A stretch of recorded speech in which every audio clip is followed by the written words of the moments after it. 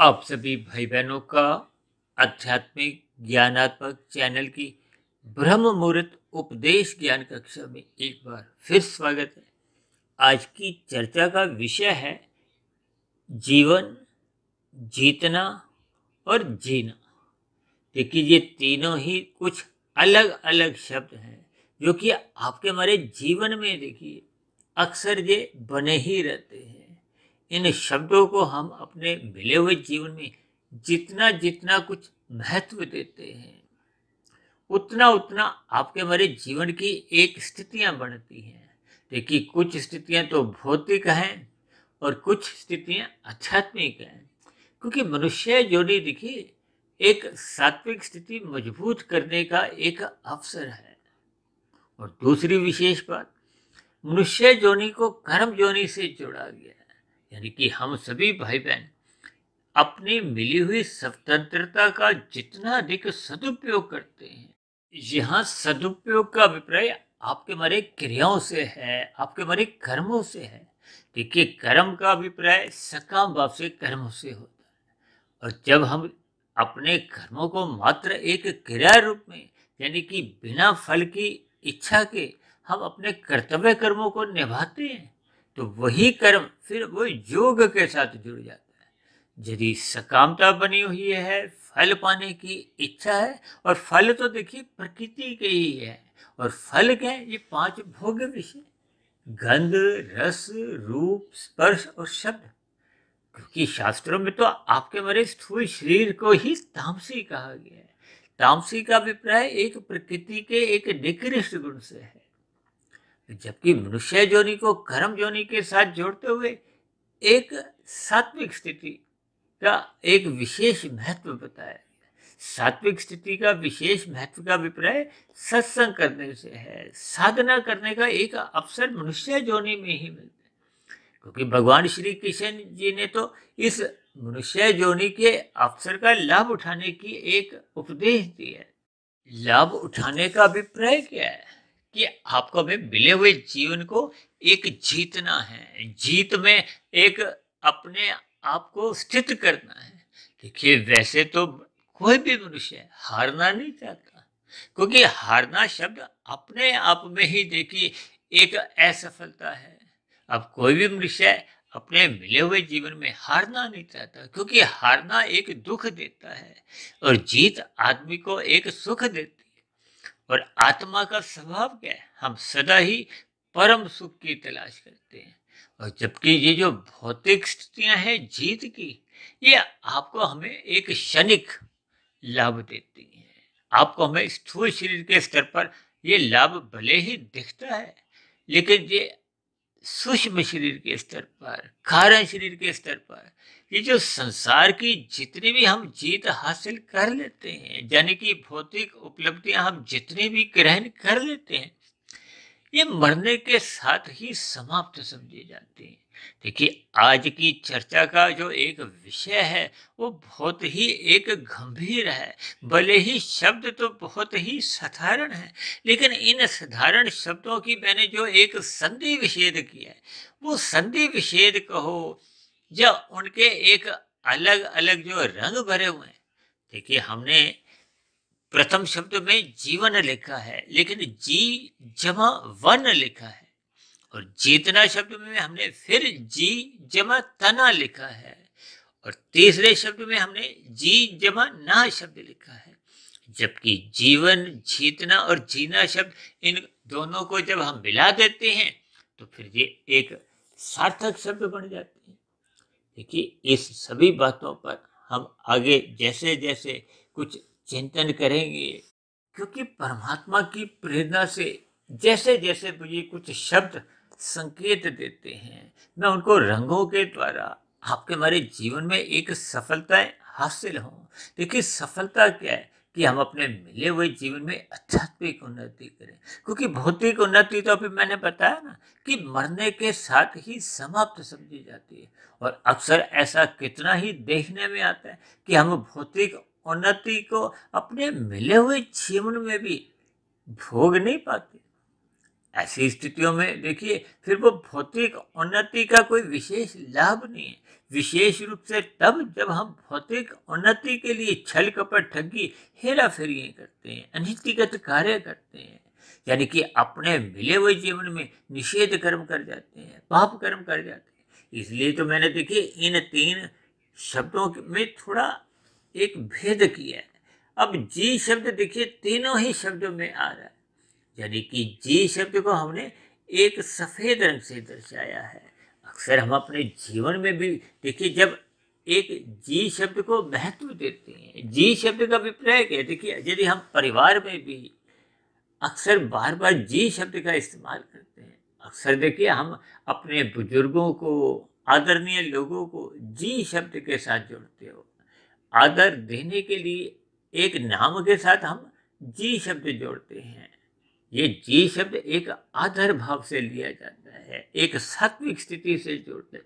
इसीलिए तो मैंने देखिए तीनों ही शब्दों में ये जी शब्द को अलग दिखा दिया, ताकि आपके हमारे जीवन में देखिए जी शब्द का एक अधिक महत्व हो। ये जी शब्द देखिए सुनने की निशानी है, ये एक सहनशीलता लाती है, आपके हमारे जीवन में एक चरित्र का निर्माण करती है, क्योंकि ये एक नम्रता के भाव लाती है।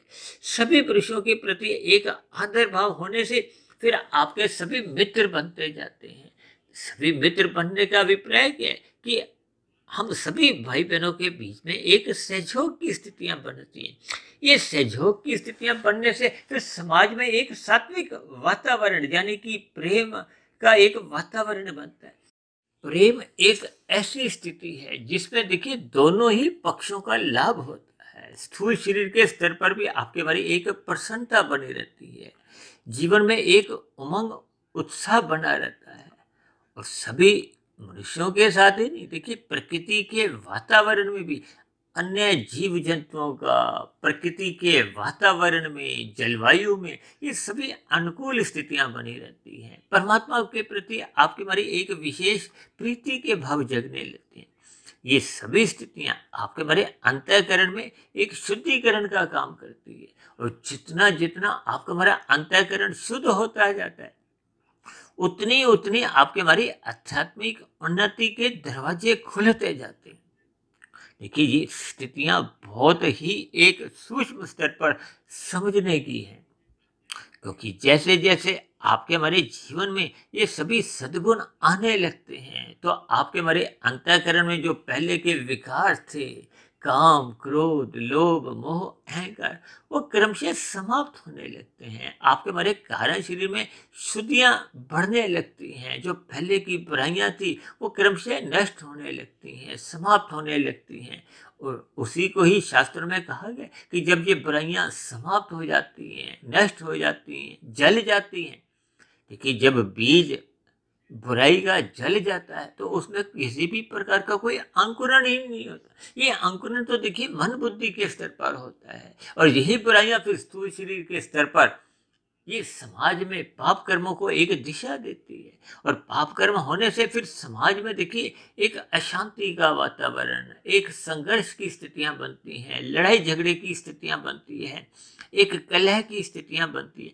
इसीलिए तो मैंने देखी ये जो दाएं हाथ के जो काले रंग दिखाए हैं, इनसे थोड़ा ना शब्द को, यानी कि इन बुराइयों से आपको हमें बचना है, इनसे ना करनी है। ना करने पर ही आपको हमारे जीवन में एक अनुकूलताएं आती हैं। देखिए जब जीवन में प्रसन्नता बनी रहती है तो ये अनुकूलताएं सभी मनुष्यों के जीवन में एक बनी रहने से समाज में एक सात्विक वातावरण बनता है। ये सभी सात्विक वातावरण बनने से ही फिर आपके हमारे जीवन एक सफलता की ओर जाने लगता है, मिला हुआ जीवन सार्थक होने लगता है। सार्थक होने का अभिप्राय क्या है कि आपके हमारे कारण शरीर में जब शुभ संस्कार बढ़ते जाते हैं, ये शुभ संस्कार बढ़ने मात्र से आपकी हमारी आत्मा पर जो एक अज्ञानता के जो बादल थे वो छटने लगते हैं। आत्मा अपने मूल स्वरूप में लौटने लगती है। और आत्मा जैसे जैसे जितने जितने अनुपात में मूल स्वरूप में लौटने लगती है, तो फिर आत्मा और परमात्मा का तो देखिए पहले से ही सजातीय संबंध है। ये सजातीय संबंध देखिए आपके हमारे भीतर में एक आनंद की झलके उत्पन्न करता है, क्योंकि परमात्मा तो एकमात्र आनंद स्वरूप सत्ता है। ये जो माया है, ये माया तो देखिए एक जड़ स्थिति है। प्रकृति के ये जो 3 गुण हैं, भले ही तमोगुण से 10 गुना अच्छा रजोगुण कहा गया है, रजोगुण से 10 गुना अच्छा सतोगुण कहा गया है। और जबकि हम सभी आत्मा तो देखिए ज्ञान स्वरूप है। ये जब हम परमात्मा के सम्मुख होते हैं तो आपका हमारा ज्ञान आवृत नहीं होता, ढकता नहीं है, अज्ञानता में नहीं आता। यानी आत्मा के ऊपर वो किसी भी प्रकार का जो एक बुराइयों का आवरण है, देखिए तमोगुण का जब हम अधिक संग करते हैं तो फिर वो बुराई रूप में है। तमोगुण के संग को देखिए एक मल से जोड़ा गया। मल का अभिप्राय क्या है, जिसको हम देखिए सुबह उठने के बाद एक स्थूल शरीर के स्तर पर त्याग कर दी जाती है। मल का तो हमेशा ही त्याग करना है, और यदि हम मल को संजोए रखते हैं तो आपकी हमारी स्थिति बिगड़ने लगती है। और दूसरी ओर रजोगुण को देखिए विक्षेप से जोड़ा गया। ये विक्षेप का अभिप्राय क्या है, ये चंचलता से लिया जाता है। ये चंचलता अधिक होने से फिर ये जो आपके बड़े भोग विषय हैं, ये इनकी और मनुष्य की एक लोलुपता का जन्म होता है। आपके हमारी एक विषय भोगों के प्रति एक लोलुपता बनने से हम उन विषय भोगों को भोगने के लिए ही आरंभिक स्थितियों में तो हम देखिए धर्मानुसार कर्म करते हैं, क्योंकि शास्त्रों में कहा गया है विहित कर्म जब हम विधि विधान द्वारा करते हैं उनकी तो आपको मैं अनुमति देगी। इसका अभिप्राय क्या है कि आपके हमारे जीवन में जो 4 पुरुषार्थ हैं, धर्म अर्थ काम मोक्ष, जिसमें देखिए मैं तो अपने व्यक्तिगत विचार से ये मोक्ष को तो अपने जीवन का एक लक्ष्य समझता हूँ, और उस लक्ष्य प्राप्ति के लिए ये जो धर्म अर्थ और काम है, ये 3 पुरुषार्थ हैं। और इनमें देखिए ये जो अर्थ और काम है, इसको धर्म की एक 4 दीवारी में रखने से ही आपकी हमारी एक आध्यात्मिक उन्नति होती है। यानी कि धर्म को आपको में प्रथम स्थान पे रखना ही होता है। अब अक्सर कलयुग में देखिए लोगों ने धर्म की स्थिति को, धर्म के नाम को एक अलग ही दिशा दे दी है, जबकि धर्म का अभिप्राय क्या है, मानवता से है, आपकी एक इंसानियत से है, आपके हमारे कर्तव्य कर्मों का पालन से है। यदि मनुष्य जोनि पाकर हम अपने कर्तव्य कर्मों का पालन नहीं करते तो फिर हम जीवन में देखिए एक पशु तुल्य माने जाते, क्योंकि पशुओं का, पक्षियों का कोई एक जिम्मेदारी नहीं है, उनके कोई अपने कर्तव्य कर्म नहीं है। भले ही प्रकृति की व्यवस्था से देखिए प्रकृति के जो नीचे की 80 लाख प्रकार की जोनियां, उनका जैसा जैसा स्वभाव है वो तो अपने स्वभाव में ही रहते हैं। केवल मनुष्य जोनि में ही हम अपना स्वभाव बिगाड़ लेते हैं। बिगाड़ने का अभिप्राय क्या है कि हम अपने मिले हुए जीवन में रजोगुण को अधिक महत्व देते हैं, और रजोगुण को अधिक महत्व देते देते आपका हमारा सतोगुण छूटने लगता है। यही उपदेश तो भगवान श्री कृष्ण जी ने बार बार अर्जुन के रथ के 5 घोड़ों की लगाम को अपने हाथ में रखते हुए यही एक उपदेश को बार बार दोहराया है कि इन विषय भोगों को अमर्यादित मत होने दो। प्रभु श्री राम जी ने त्रेता युग में अपना जो एक अवतार लिया, उसमें अपनी मर्यादाओं को ही एक विशेष महत्व दिया।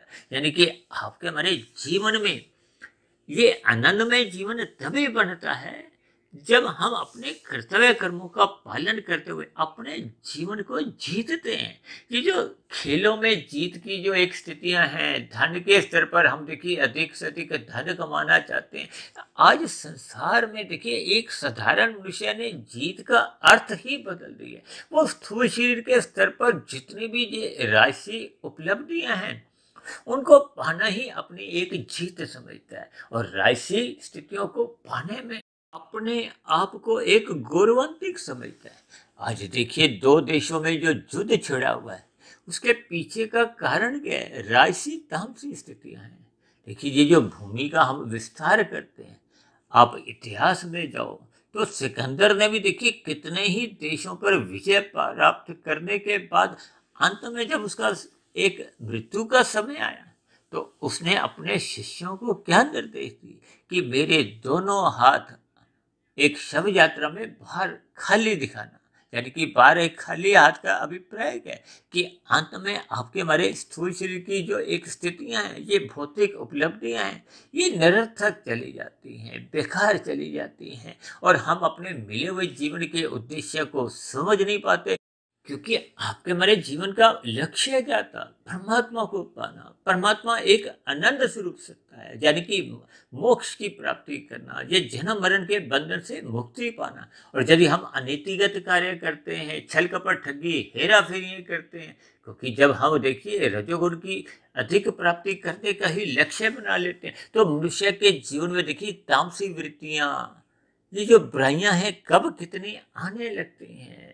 क्योंकि रजोगुण की प्राप्ति का लक्ष्य बन जाने से मनुष्य के जीवन में भाग दौड़ होती है और ज्ञान की न्यूनता बनने लगती है। जब हम रजोगुण को अधिक प्रदान कर लेते हैं तो फिर सतोगुण की न्यूनता बन जाती है। तब ऐसी स्थितियों में देखिए तमोगुण उसका एक पड़ोसी बन जाता है। पड़ोसी बनने का अभिप्राय क्या है?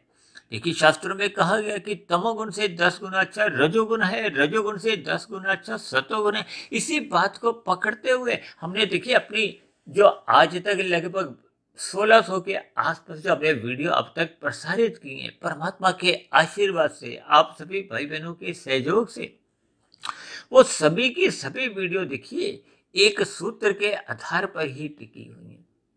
और वो सूत्र है देखिए 1, 10, 100, 1000 का, यानी कि तमोगुण 1, रजोगुण 10, सतोगुण 100।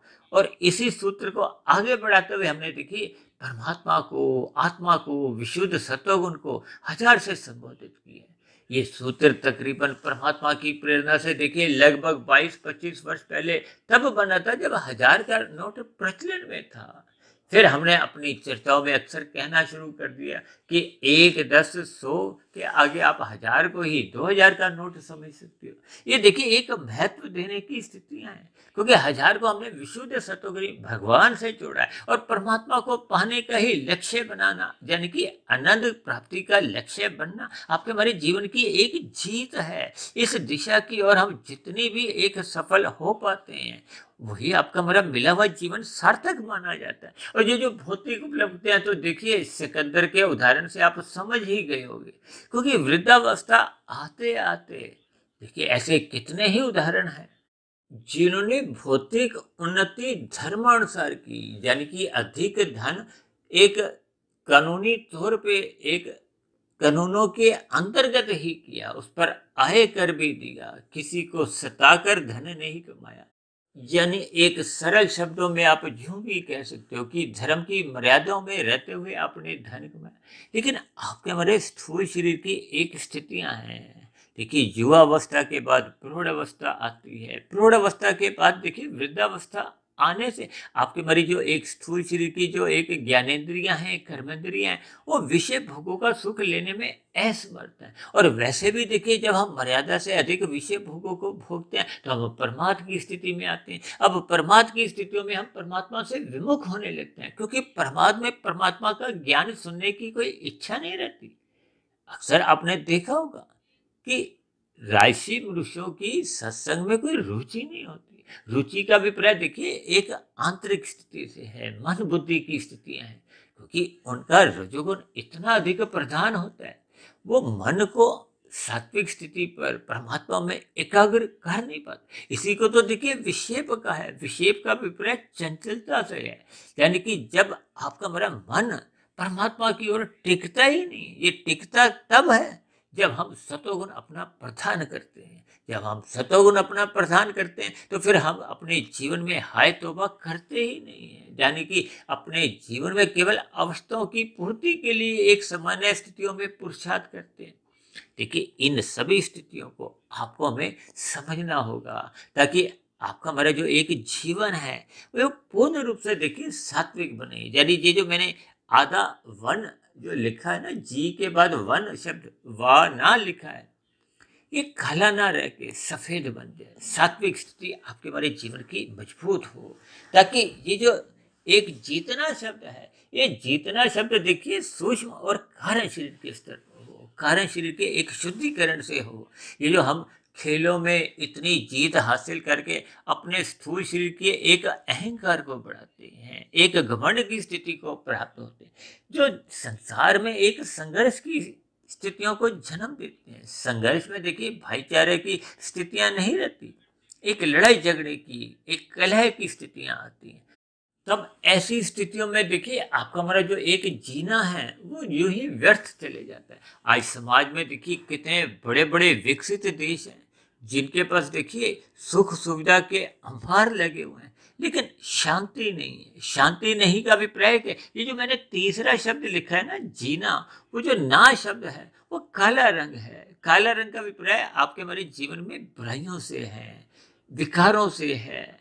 ये सभी बुराइयां अज्ञानता के बराबर हैं, और अज्ञानता में, अंधकार में आपका हमारा जो एक जीना है वो बेकार चले जाता है। देखिए इन सभी स्थितियों को मैंने परमात्मा की प्रेरणा से, जैसे जैसे परमात्मा ने ब्रह्म मुहूर्त में मेरे मन मस्तिष्क के एक शब्दों का एक प्रेरणा दी, वैसे वैसे शब्द मात्र मेरे जिह्वा से निकलते गए।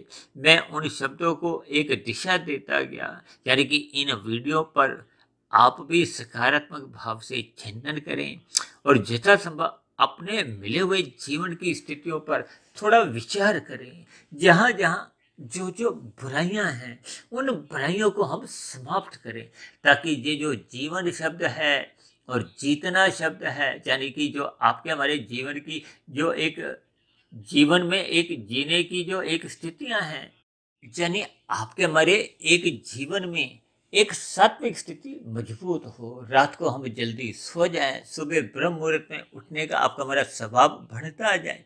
ये सभी स्थितियां जब एक क्रमबद्ध तरीके से बनने लगती है तो फिर सहज ही आपका हमारा रजोगुण मर्यादा में आ जाता है, जिसका उपदेश स्वयं भगवान श्री कृष्ण जी ने अर्जुन के रथ के 5 घोड़ों की लगाम को अपने हाथ में रख के एक संदेश दिया, एक उपदेश दिया, एक ज्ञान दिया। इन सभी स्थितियों को हम सभी भाई बहन जितने जितने अंश में अपने जीवन में उतारते जाएंगे तो आपका हमारा जीवन सफल होता जाएगा, सार्थक होता जाएगा।